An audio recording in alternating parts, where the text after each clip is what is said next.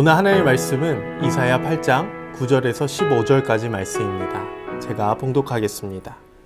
너희 민족들아 함성을 질러보아라. 그러나 끝내 패망하리라. 너희 먼 나라 백성들아 들을지니라. 너희 허리를 동이라. 그러나 끝내 패망하리라. 너희 허리에 띠를 띠라. 그러나 끝내 패망하리라. 너희는 함께 계획하라. 그러나 끝내 이루지 못하리라. 말을 해보아라. 끝내 시행되지 못하리라. 이는 하나님이 우리와 함께 계심이니라.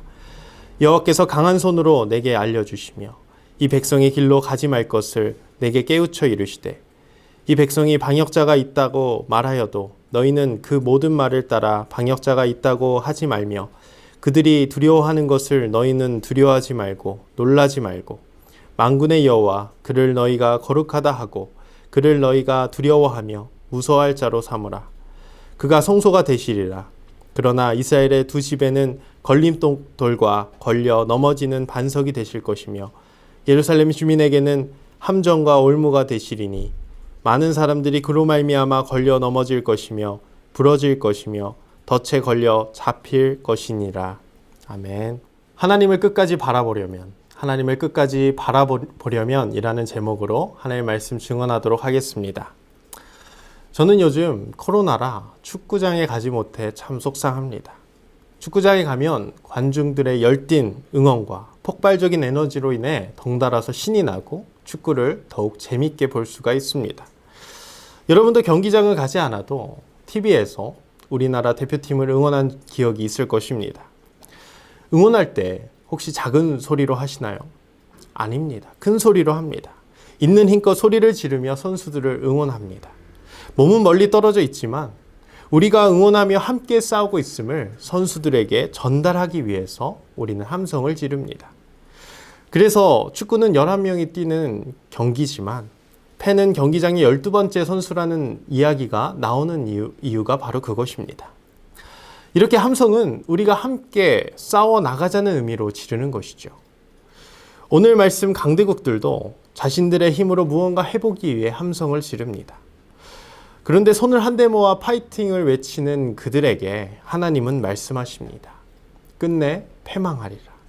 참으로 허무한 이야기가 아닐 수 없습니다. 또 말씀하십니다. 먼 나라 백성들아 너희는 허리를 동이라. 허리에 띠를 띠라.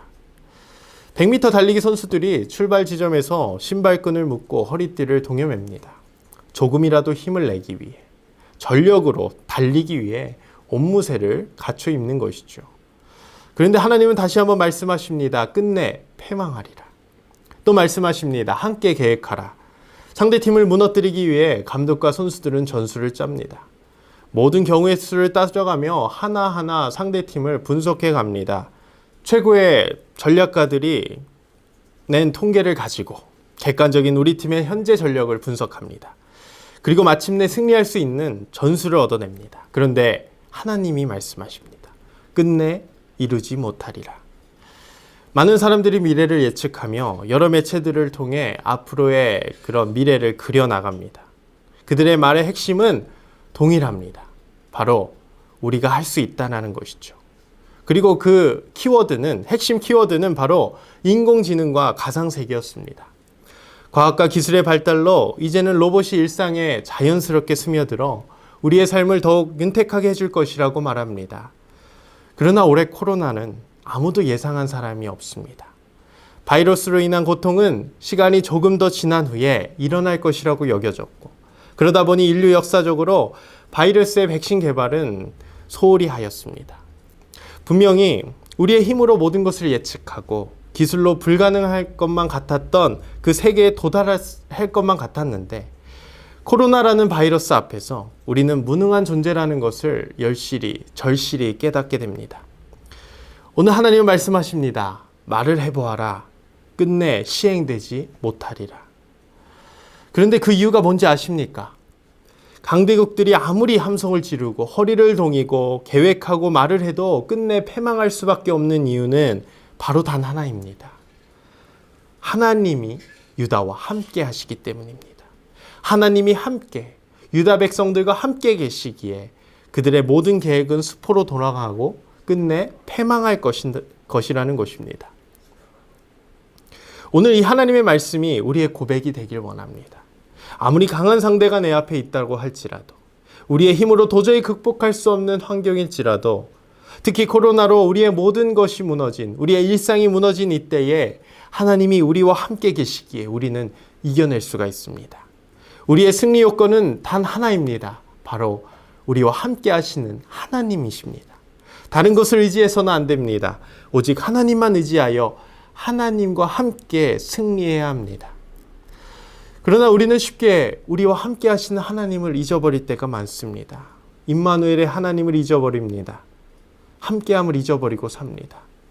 그렇다면 어떻게 해야 우리와 함께 하시는 임마누엘의 하나님을 잊지 않고 살아갈 수가 있을까요?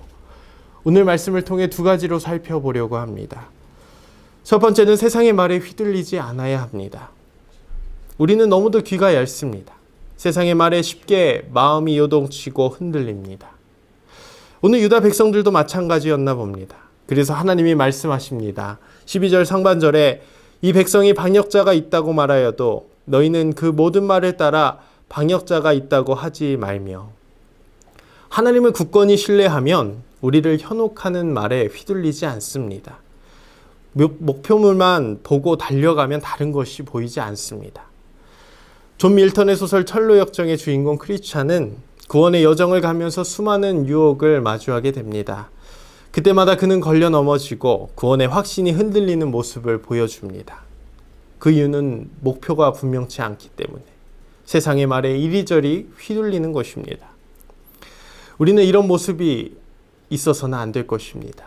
온전히 하나님만 바라보아, 우리의 왕 되신 하나님만 바라보아 세상의 말로 우리를 현혹시키는 그 사탄의 말에 귀를 기울여서는 안 될 것입니다. 두 번째로 우리와 함께 하시는 하나님을 끝까지 바라보려면 거룩하신 하나님을 경외해야 합니다. 13절입니다. 만군의 여호와 그를 너희가 거룩하고 그를 너희가 두려워하며 무서워할 자로 삼으라. 만약 우리가 하나님을 두려워한다면 우리는 그분의 어느 것도 두려워할 것이 없습니다.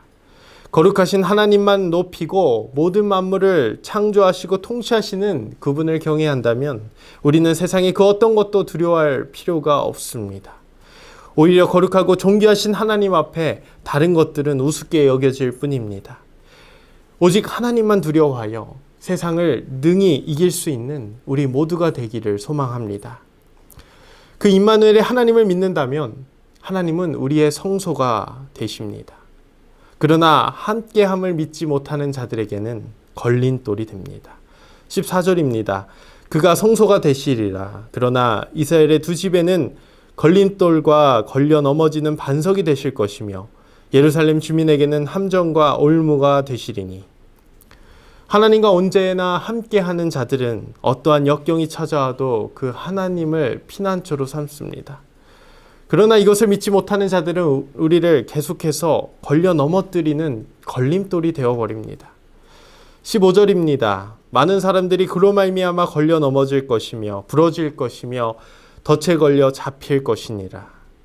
물론 하나님은 어떤 사람은 사랑하고 어떤 사람은 미워하시는 것이 아닙니다. 그는 모든 이들을 사랑하시며 누구도 잃지 않기 원하십니다. 그러나 하나님을 떠나 세상을 의지하고 두려워했던 자들은 그 자신의 죄로 말미암아 멸망당하게 됩니다. 사랑하는 성도 여러분, 여러분의 성소는 누구입니까? 모래 위에 쌓은 집처럼 우리 앞에 놓여진 수많은 문제 앞에서 흔들리는 성소이십니까?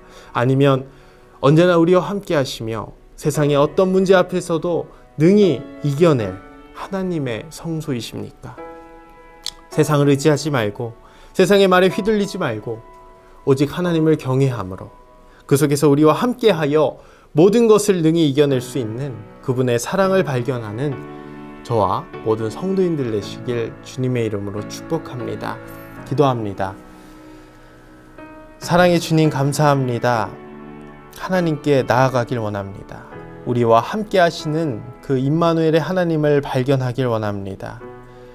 우리가 하나님만 바라보며 우리의 믿음이 흔들리지 않고 굳건히 서서 오직 하나님만 경외하며 살아가는 우리 모두가 되게 하여 주시옵소서.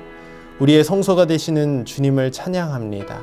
언제나 우리의 피난처가 되시는 주님을 찬양합니다. 오늘 하루도 그렇게 행하실 그 주님을 찬양하며 온전히 주님께 우리의 삶을 모두 맡길 수 있는 우리 모두가 되게 하여 주시옵소서. 감사드리며 예수님의 이름으로 기도드립니다. 아멘.